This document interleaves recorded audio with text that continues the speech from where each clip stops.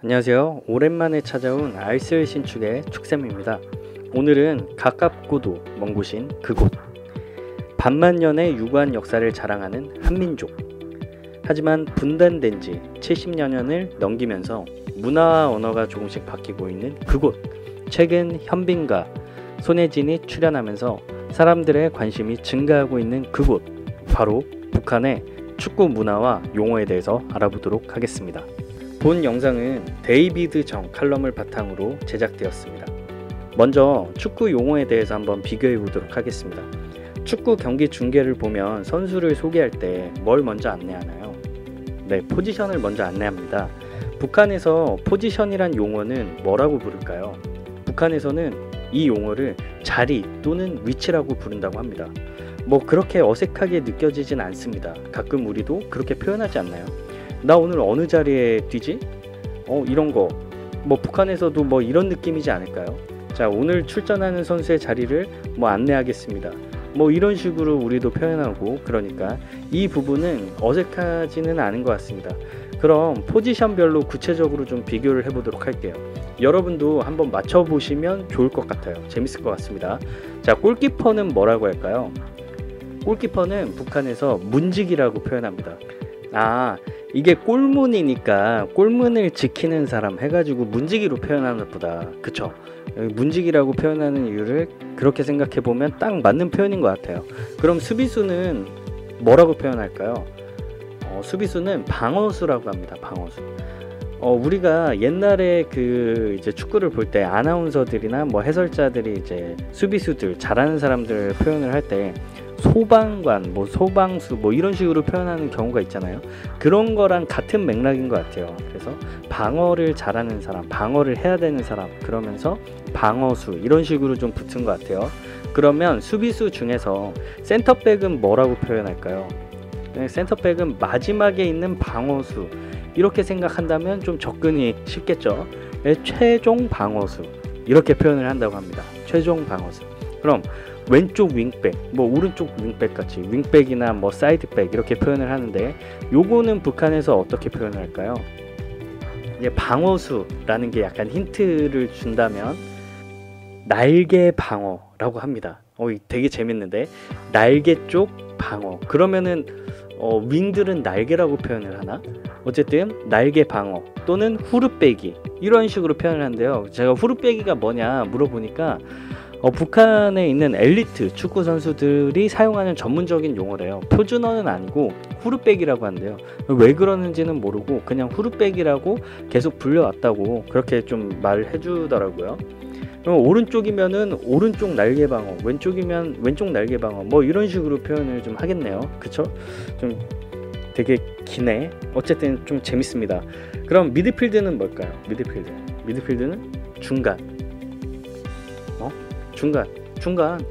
중간이 미드필드. 아니, 제 자리 어디냐고요? 너 중간. 그러니까 중간인 줄 알겠는데 어디냐고요? 중간이라고. 미드필드는 딱 중간이랍니다. 중간. 이게 좀 설명하기 어렵네. 중간이고, 공격형 미드필드는 그럼 뭘까요? 중앙 공격수. 이게 중간 공격수도 아니고 중앙 공격수네.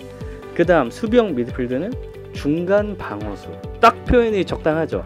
수비형 미드필드인데 중간이고, 미드필드니까 중간이고, 수비를 하는 사람이니까 방어수. 이게 들어가야지. 그치? 중간 방어수.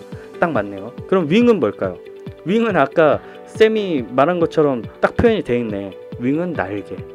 날개는 우리나라도 좀 그렇게 표현을 하죠. 왼쪽 날개, 오른쪽 날개 이런 식으로 표현을 하지 않습니까? 그거랑 비슷한 것 같아요. 좀 비슷하고 유사한 점이 있기는 합니다. 그럼 최전방 공격수는 뭘까요? 요거는 좀 맞히기 힘들 것 같다. 일단 힌트는 공격수가 들어가요. 힌트.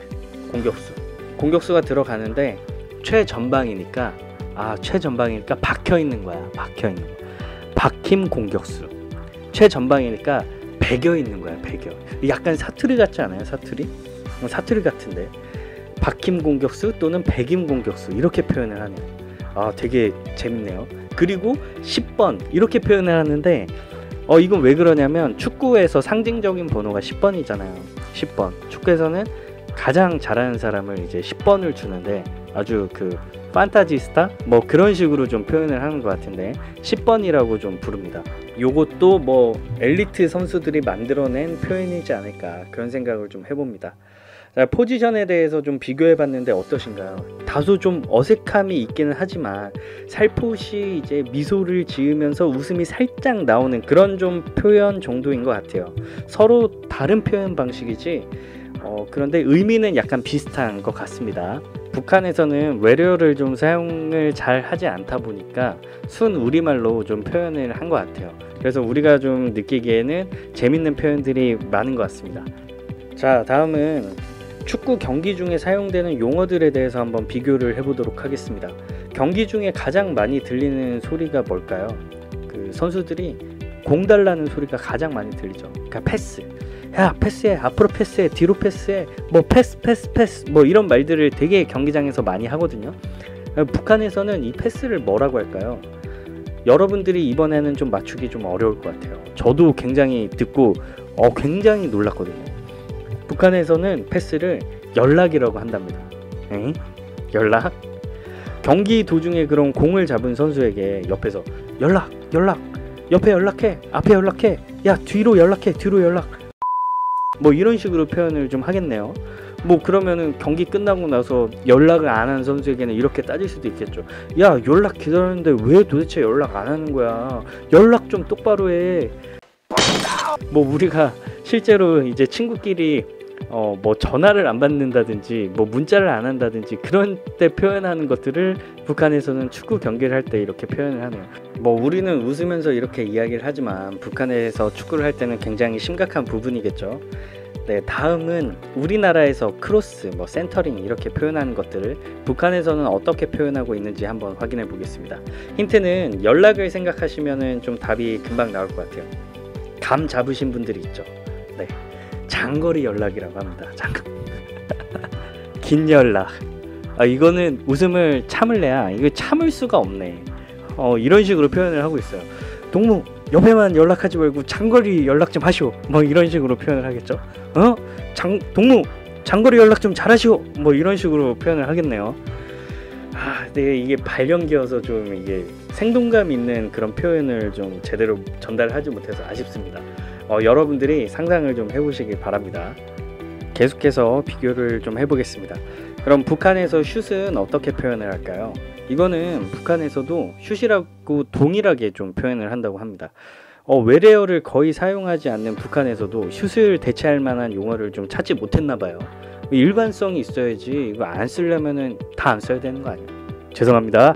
네, 안 쓸 수 있죠. 그럴 수 있죠. 우리나라도 외래어 많이 쓰죠. 네, 어쨌든 중거리 슛은 중장거리 또는 먼거리 슛 이렇게 표현을 한다고요. 그래서 우리가 표현하는 뭐 장거리 슛, 중거리 슛 뭐 이거를 합쳐서 중장거리라고 이렇게 했나봐요. 그리고 먼거리 슛 이런 표현은 우리는 잘하지 않지만 이제 멀리서 차니까 먼거리 슛 맞네, 맞아. 자, 발로 하는 슛은 이제 슛이라고 하는데 이 머리를 사용하는 슛은 또 다르게 표현을 한다고 해요. 이거는 어떻게 표현을 할까요? 헤딩 슛은 이렇게 표현을 한다고 해요. 우리 머리 받기, 골 받기 뭐 이런 식으로 표현한. 머리 받기 벌 받는 거 아니야? 골 받기 그대로 표현을 했네. 이제 공을 이제 골이라고 표현을 하기도 하니까 옛날 사람들은 그래서 골 받기라고 표현을 했나 보네요. 참 희한하네요. 슛은 슛이고 헤딩 슛은 머리 슛, 받기 슛 뭐 이런 식으로 표현해야 될 것 같은데 머리 받기, 골 받기 이런 식으로 표현을 해버렸네요. 다시 일관성이 없네라는 말을 갑자기 하고 싶네. 네, 죄송합니다. 자, 축구 규칙에 대해서도 한번 표현 방법을 알아봐야겠죠. 빠르게 한번 진행해 보도록 하겠습니다. 오프사이드 반칙 같은 경우는 공격 위반, 공격 어김 이런 표현을 합니다. 공격수가 위반을 한 것이니까 표현에서는 이해가 충분히 가네요. 그쵸? 파울은 반칙, 옐로카드, 레드카드, 퇴장은 표현 방식이 동일합니다. 파울은 반칙, 우리도 뭐 반칙이라고 하잖아요. 그쵸? 핸들은 손 다치기, 손 다치는 거를 좀 걱정해서 그런 건가? 맞은 사람 편에서 생각해가지고 좀 그런가 봐요. 스로이는 던져 넣기, 스로이는 직접 득점이 없는데 어쨌든 코너킥은 구석차기, 맞죠? 구석에서 차는 거니까. 페널티킥은 벌차기, 11m 벌차기 뭐 이런 식으로 표현을 한다고 합니다. 되게 재밌는 표현이네요. 골대는 이제 마찬가지로 골대나 문대라고 표현을 합니다. 이제 문대라고 하니까 문직이라고 표현을 한 건가 보다. 이제 골문이라고 이제 표현하기보다는 문대라고 해가지고 그것도 마찬가지로 골문이라는 표현이겠죠.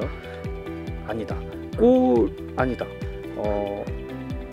문의 대? 모르겠다. 어쨌든 자, 전반전과 후반전, 연장전, 뭐 심판, 주심, 부심 그런 것들은 우리나라랑 표현이 같습니다. 그리고 감독을 부를 때는 지도원이라고 부른다고 합니다. 자, 지도원 동지 뭐 이런 식으로 표현을 한다고 합니다. 자, 여기까지 우리가 북한에 대해서 축구 용어를 이제 비교를 해봤습니다.